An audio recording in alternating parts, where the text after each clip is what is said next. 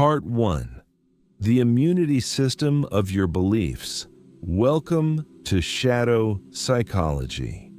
What you are about to experience is not entertainment, it is a cognitive stress test. Your mind has a built-in defense mechanism, an immune system designed to protect the delicate ecosystem of your beliefs from foreign ideas. This system doesn't distinguish between helpful and harmful information. It attacks anything that threatens the stability of your current worldview. The discomfort you may feel within the first few minutes of this video, the urge to click away, the rising skepticism, the faint irritation, is not a sign that this content is wrong. It is the exact proof that it is working. Your psychological antibodies are mobilizing. Let's examine why your own mind is your greatest gatekeeper to transformation. Consider every belief you hold as a living entity within a carefully balanced internal society. Some beliefs are king's core identities, like, I am a good person, or the world is fair. Others are workers' practical assumptions like hard work leads to success. When a new, challenging idea enters, your mental immune system scans it like a pathogen. If the idea suggests your king is illegitimate or your workers are inefficient, your psyche triggers an inflammatory response, cognitive dissonance. This is the mental pain of holding two contradictory thoughts. Your brain, wired for efficiency over truth, seeks the fastest pain relief, rejection. It will deploy rationalizations, distractions, and outright denial to expel the invading thought and restore comfortable equilibrium. Your awakening begins with becoming a conscious observer of your own rejection mechanisms. As you watch this video, notice your internal reactions. That voice that says, "This is too extreme," that's a defense. The thought, "I already know this," that's deflection. The sudden urge to check your phone, that's avoidance. These are not random impulses. They are sophisticated psychological maneuvers executed to protect your existing belief architecture from renovation. The weak mind obeys these impulses. The sovereign mind recognizes them as the very map showing where the walls of their prison are located. The most powerful belief your mind protects is the belief in its own rationality. You think you believe things because you've reasoned your way to them. Nietzsche would laugh at this innocence. Most of your beliefs were installed by accident through childhood conditioning, social reinforcement, and trauma responses, then retroactively justified with logic. Your mind's immune system isn't guarding truth, it's guarding coherence. It would rather you believe a comfortable lie than endure the chaotic, painful, but ultimately liberating process of rebuilding your reality from scratch. This is why genuine growth always feels like dying first, because a version of you built on those old beliefs must be sacrificed. This is your first threshold. The journey to a stronger mind does not begin with acquiring new knowledge, but with systematically disabling the autoimmune response that kills new knowledge. You must learn to sit with the dissonance, to welcome the rejection as a signpost pointing toward your growth edges, to interpret your discomfort not as a stop sign, but as the starting line. If you can watch this entire video while consciously noting every instance your mind tries to rebel, you will have already begun the rewrite. The content is secondary. The primary training is in learning to tolerate the psychic friction of becoming someone new. Your old self is fighting for its life.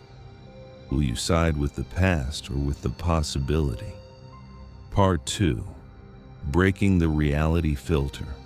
Your perception of the world is not a clear window, but a sophisticated filtering system, a reality filter that has been meticulously, though unconsciously, constructed since childhood. This filter is composed of language patterns, cultural assumptions, traumatic imprints, and social agreements that decide what information you notice, what you ignore, and most importantly, what you deem real or true. Nietzsche understood this implicitly when he declared that there are no facts, only interpretations. You do not see the world as it is, you see the world as you have been permitted to see it. The feeling of certainty you experience is not evidence of truth, but the quiet hum of a filter working perfectly. To understand the power of this filter, consider its most potent element, socially reinforced blindness. There are ideas so deeply woven into the fabric of your culture that you don't even recognize them as ideas. They feel like the air you breathe, the ground you walk on. Concepts like progress, happiness, success, or self are not universal truths, but specific cultural inventions with histories and agendas. Your mind rejects alternative views on these not through logic, but through a deeper pre-logical instinct, the terror of exile. To question a foundational cultural script is to risk being cast out of the shared story that gives your life meaning and connection. Your filter doesn't just screen information, it screens for tribal belonging. Your practice now moves from observation to active interference. Begin with filter forensics. For one day, consciously track the origin of your judgments. When you feel a strong yes or no about an idea, pause. Ask, is this reaction coming from my conscious evaluation, or is it the automatic response of a filter programmed by my parents, my peers, my nationality, my pain? You will discover that most of your convictions are not convictions at all, but psychological echoes replays of downloaded opinions, emotional reactions to past events, and loyalty oaths to groups you may not even consciously identify with. This is not to say your beliefs are wrong, but that they are not truly yours until they have survived a conscious confrontation with their opposites. The path to breaking the filter is not through sheer will, but through systematic exposure to controlled cognitive contaminants. This means deliberately and regularly consuming media, art, and philosophy that violates your filter's settings. Read the political treatise that angers you. Listen to the spiritual teacher who seems like a charlatan. Study the historical narrative that contradicts your people's story.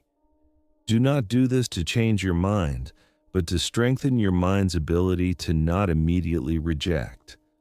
The goal is to expand your capacity for cognitive dissonance, to stretch the filter until it becomes porous. The immune system analogy holds. Controlled exposure to pathogens builds resilience. Controlled exposure to alien ideas builds intellectual sovereignty. The breakthrough occurs when you experience perspective liquidity, the ability to hold multiple contradictory interpretations of reality in your mind without needing to collapse them into a single comfortable truth. This is the state beyond the filter, where you no longer perceive the world through a fixed lens, but engage with it as a dynamic field of possibilities. The filter's purpose was to give you a stable world. Your new purpose is to develop the stability to navigate an unstable, multi-vectored reality. Your mind's rejection of this video is the filter's last stand. Watching through the discomfort is you, the sovereign, beginning to take manual control of the machinery of your own perception. Part 3. The Unlearning Protocol. The greatest obstacle to a new mind is not a lack of learning, but an excess of unexamined knowledge. You are not an empty vessel to be filled, but a crowded archive of inherited programs, many of which run in the background, dictating your choices without your conscious consent. The Unlearning Protocol is not about forgetting facts. It's about the surgical deletion of mental software that limits your perception, cripples your will, and keeps you living a life designed by someone else's philosophy. This is where we move from passive reception to active deconstruction, the deliberate dismantling of your psychological inheritance. Your first operation is conceptual archaeology. You must excavate the foundational ideas that form the bedrock of your reality. Start with the most basic categories: time, money, relationships, self, God, success, and morality. For each, ask, when did I first receive this definition? Who was the source? What did they gain by installing this program in me? You'll trace lines back to childhood authority figures, traumatic moments of shame or reward, and cultural narratives absorbed through osmosis. The goal is not to blame, but to locate the source code of your beliefs. A belief whose origin you cannot consciously identify is not your belief, it is a parasite running on your hardware. Unlearning begins the moment you recognize the foreign code embedded in your own thinking. With the source code identified, you initiate cognitive decoupling. This is the process of separating the emotional charge and social reinforcement from the underlying idea itself. For example, the concept "I must be productive" is often coupled with the fear of worthlessness and the reward of social approval. The protocol requires you to experience the idea in a sterile environment. Sit with the naked statement, "Productivity is a neutral tool." Feel the emotional immune system revolt, the anxiety, the guilt, the void. Your job is not to agree or disagree, but to observe the coupling mechanism itself. By repeatedly exposing yourself to the decoupled idea, you drain the emotional voltage that gave it illegitimate power over you. The idea becomes a tool you can choose, not a master you must obey. The most critical phase is void tolerance training. As you unlearn, you will create psychic void spaces where a once certain belief used to reside. The mind, abhorring a vacuum, will panic. It will rush to fill the void with distractions, old beliefs in new disguises, or existential anxiety. This panic is the addiction to certainty screaming for its fix.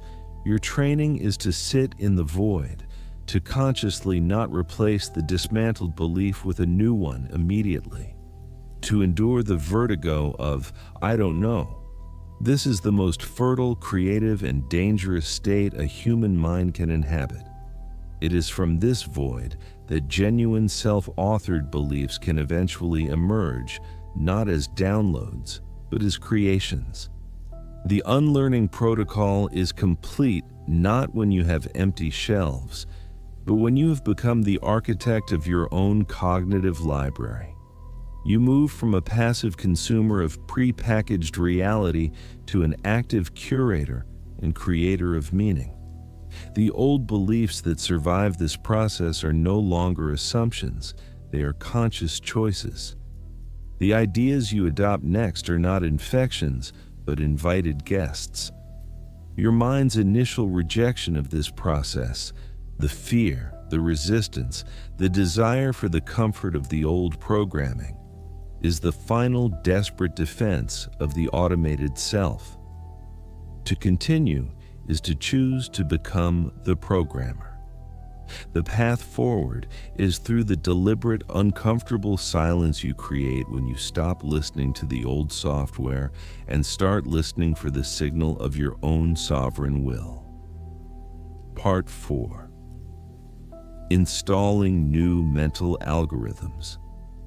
With the old unconscious programs uninstalled, you now stand before the most critical and dangerous phase, the conscious installation of new mental algorithms.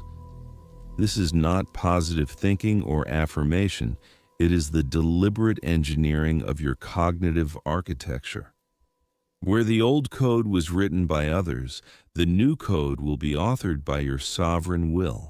Where the old programs ran automatically, the new algorithms will operate under your direct supervision. This is the transition from being a user of a pre-installed operating system to becoming the developer of your own. The process begins with algorithmic blueprinting. You must design before you build. For each area of life, you've deconstructed relationships, work, self-concept. You must now draft explicit, conscious algorithms to replace the unconscious ones. For example, replace the old fuzzy program of "be nice to be liked" with a clear new algorithm. If an interaction aligns with my core values and respects my boundaries, then engage authentically. Else, disengage with clarity. This is not a thought, it is an executable command for your psyche. The blueprint must be precise, conditional, and rooted in your self-defined values, not in external rewards. The discomfort here is the strain of conscious creation after a lifetime of automated response. With the blueprint drafted, you initiate low-level installation. This happens through what neuroscientists call directed neuroplasticity, the focused, repetitive firing of new neural pathways until they become default. This requires conscious loop execution. Select one new algorithm, perhaps for decision-making. Before deciding, pause for 3 breaths. Assess, is this moving me toward my power or away from it? For 1 week, you will execute this loop manually for every significant choice, no matter how small. The friction will be immense. Your brain will protest, seeking the energy-efficient old path.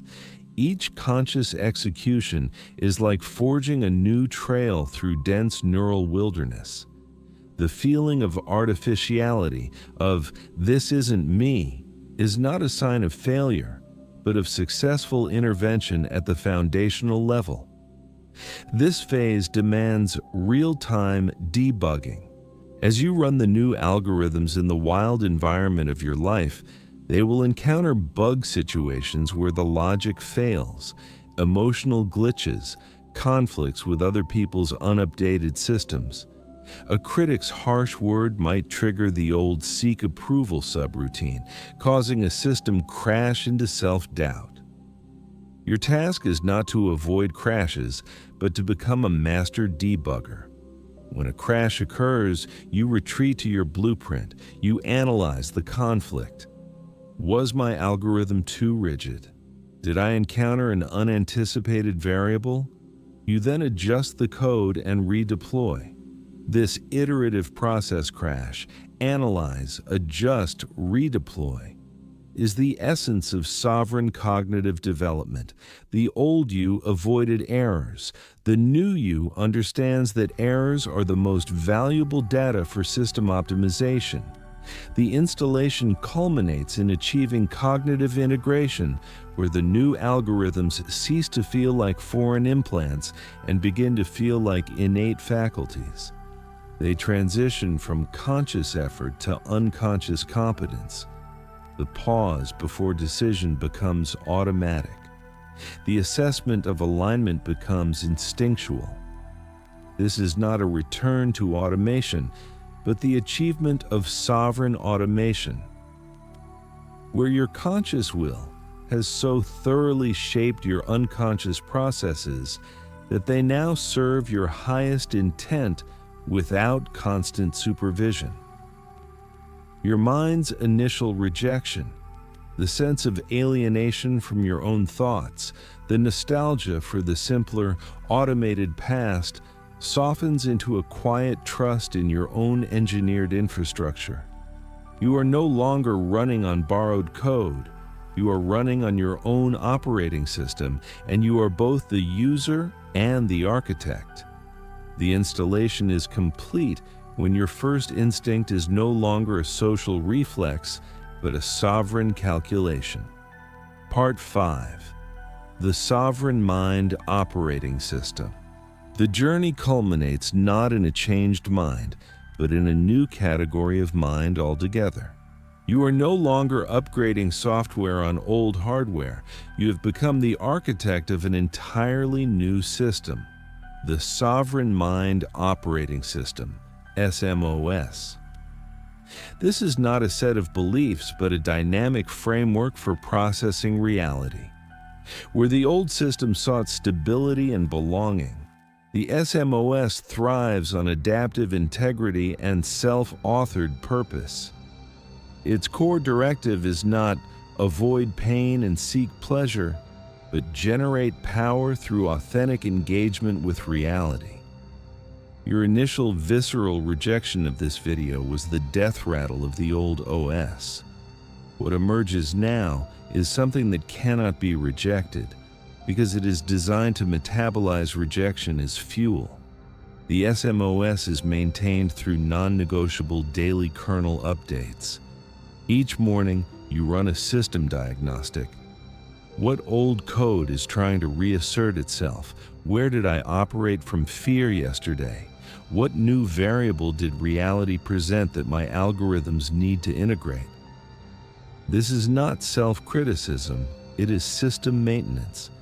You then install the day's update, a refined principle, a sharper distinction, a more elegant algorithm for a recurring challenge. The weak mind accumulates beliefs until it becomes bloated and slow. The sovereign mind iterates and refines, becoming more precise, more efficient, and more potent with each cycle. The feeling of being finished or enlightened is the ultimate warning sign of system failure. The system's most critical function is dynamic firewalling. The old mind was porous, letting in every cultural signal, every emotional demand, every opinion masquerading as fact. The SMOS employs intelligent, adaptive filters. It doesn't block information. It assesses source code and intent. It asks, does this input come from a place of power or weakness? Does it seek to expand my agency or diminish it? A compliment from a sycophant is quarantined. A criticism from a respected adversary is analyzed for value. The firewall is not made of rigidity, but of discernment, the ability to engage with the world without being infected by its pathologies. Your environment ceases to dictate your state. You dictate the terms of engagement. Your new reality is secured through legacy process optimization. The SMOS is not just for you. It is designed to create outputs that endure. Every project, relationship, and creation becomes a process that is consciously optimized, not just for result, but for the quality of consciousness it cultivates in you during its execution. You choose endeavors that force your algorithms to upgrade. You forge relationships that stress test your emotional logic. You create art that pushes the boundaries of your perceptual code. The legacy is not what you leave behind, but the continual evolution of the operating system itself, an open source project of the self, where each challenge is a contribution to the next version. The transformation is complete when you recognize that the initial violent rejection your mind displayed was the final gift of the old system. It was the precise signal that you were encountering something beyond its processing capacity.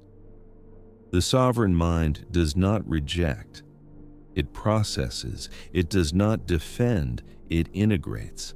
It welcomes cognitive dissonance as the necessary friction for generating existential torque. You have not just watched a video, you have performed a field test on a new form of consciousness. The old mind sought comfort in certainty. Your sovereign mind finds its power in the boundless, fertile, and terrifying frontier of perpetual becoming. The system is now online. The user is now the source. The journey from rejection to integration is now your native language.